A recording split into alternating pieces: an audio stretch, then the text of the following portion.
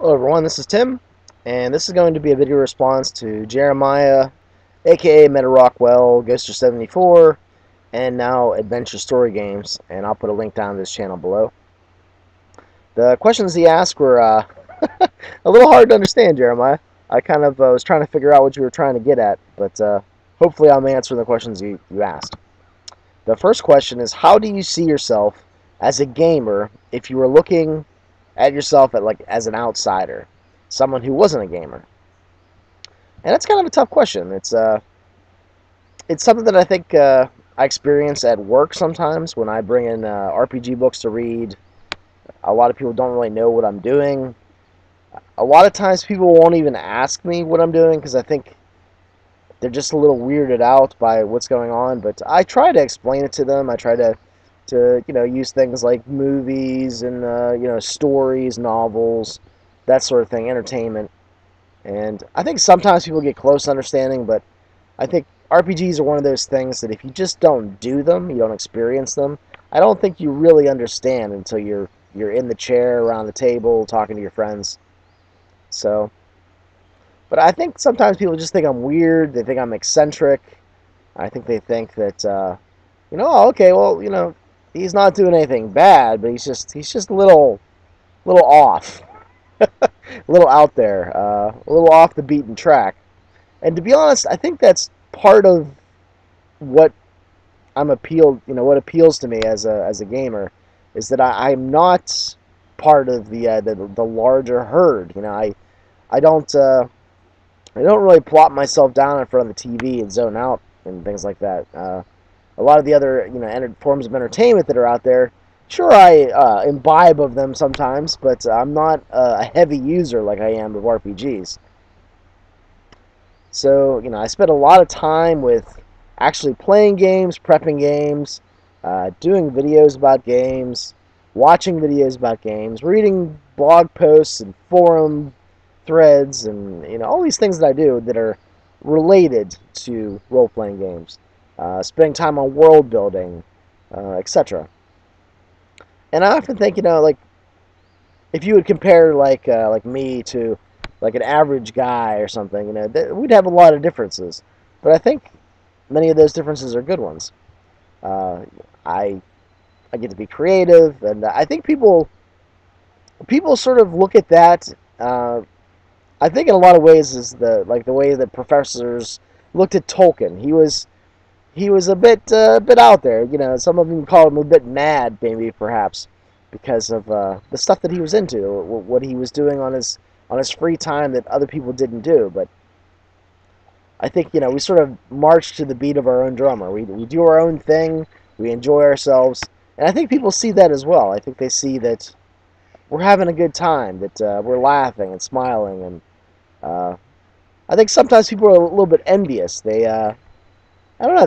They see us doing all these things, and um, we manage to occupy our time. And I think Brady, Durbrand 23 Penguins 32, says often that he really doesn't want to hang out with people that get bored easily. That uh, I don't know, that complain about being bored, because if you have RPGs in your life, whenever those times come where you don't have anything else to do, you tend to fill in that void. And I got a little duck over here. I don't know if you guys can see that. He's sort of hanging out in the park, taking a little walk.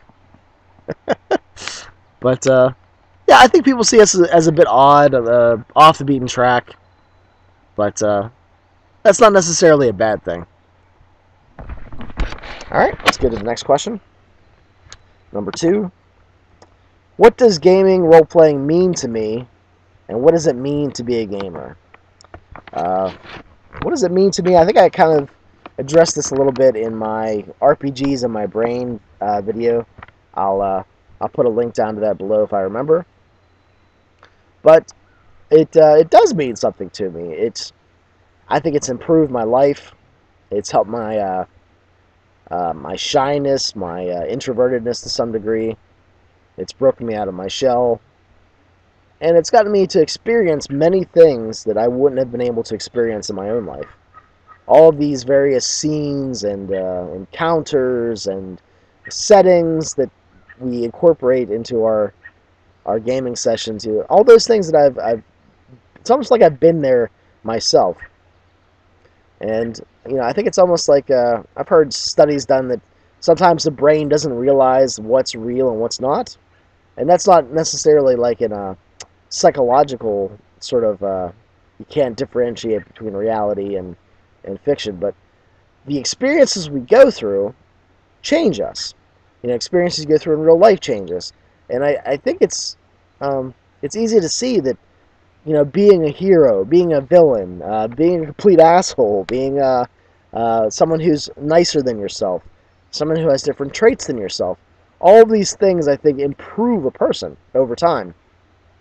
And I wouldn't doubt that RPGs have made me a better person. I think more well-rounded. I don't know. And I look fondly on that. I'm still a pretty piss poor speaker. I kind of wonder why I ever got into making YouTube videos to begin with. But it's made me a better speaker, and also these YouTube videos have made me a better speaker. So yeah, I think it's just made me a better person. I look fondly back on most of the experiences I've had. I've had some bad experiences with gaming groups that I've talked a little bit about, but overall, it's definitely been a positive experience, and I'm glad that I've done that with my life. Number 3, and I think this is the one where Jeremiah, I really wasn't sure exactly what you're asking for, but this is what I've kind of boiled down your question to. What is the purpose? Why do you game? What is the use for the game? And he was talking a little bit about the YouTube collective consciousness. Like the Borg came to mind, the Hivemind. Is it too big? Can you resist it? Something like that. And like I said, the purpose is just to have a good time, and that's a pretty simple thing. Have a good time. Have a venue for creativity. You might not be an artist or a musician, but this is another avenue to create a world, create a character, create interesting settings. So I think creativity is the purpose. I think for me, escapism is there to take on different problems. I often say different bad is good. So getting to have the problems of a character instead of your own problems for a little while takes the load off, takes off the burden. And just being able to smile and laugh and just have a good time goes a long way, I think, to making yourself sort of be able to deal with life's problems better. So I think it alleviates some stress and some tension. I think it lets you kind of let go of some of the stuff that's bothering you. And I think that's all healthy.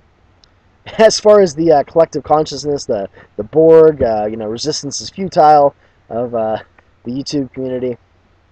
I talked a little bit in a previous video about how trial and error and experience as a GM and players is irreplaceable. I mean, as a new person coming into YouTube, I think you have a lot of information, probably even too much information to digest and to get through without some experience. I think experience and advice and wisdom kind of goes hand in hand a lot of times.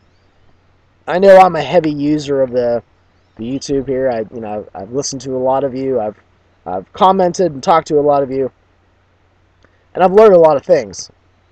In fact, I don't know probably how much I have learned. I sort of just let it seep into my consciousness here.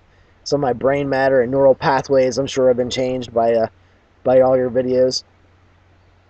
But I think in the end, it's a very good thing. You can listen and take what you want and ignore the rest. Apply whatever the topics are in the video to your home group, and if it doesn't make any sense, then ignore it. It's sort of the a la carte version of RPG advice, and I rather like that.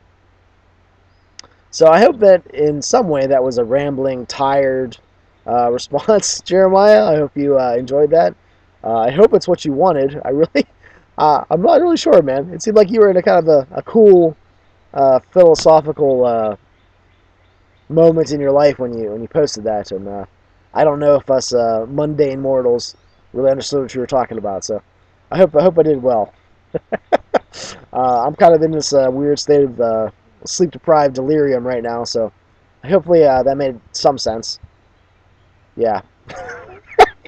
Alright, everybody. I'm going to head home and go talk to the wifey. I'm going to have a good Father's Day, hopefully. I'm planning to go up to this diner that's in the mountains called Ruthie's in Latrobe, Pennsylvania. And there's this natural water park that I'm going to go to. It's this natural water slide. It's just like sandstone and water and moss. Real thin layer of it sort of running over the rock. And it's one of my favorite places on Earth. I'm kind of surprised that I've never done a video there, or at least taken pictures and putting them up in video, but perhaps one of these days when I have some time to myself, I'm going to head up to the mountains and maybe do a video from my favorite spot on Earth. Yeah, I don't know. I've even thought that if I ever get cremated, which I'm not really sure how that's going to work, but I'd probably have my ashes put there. Just let my ashes sort of just slide down the water and hang out in the mountains, I guess. I don't know. Alright, everybody. I will talk to you later. As soon as I can hit stop.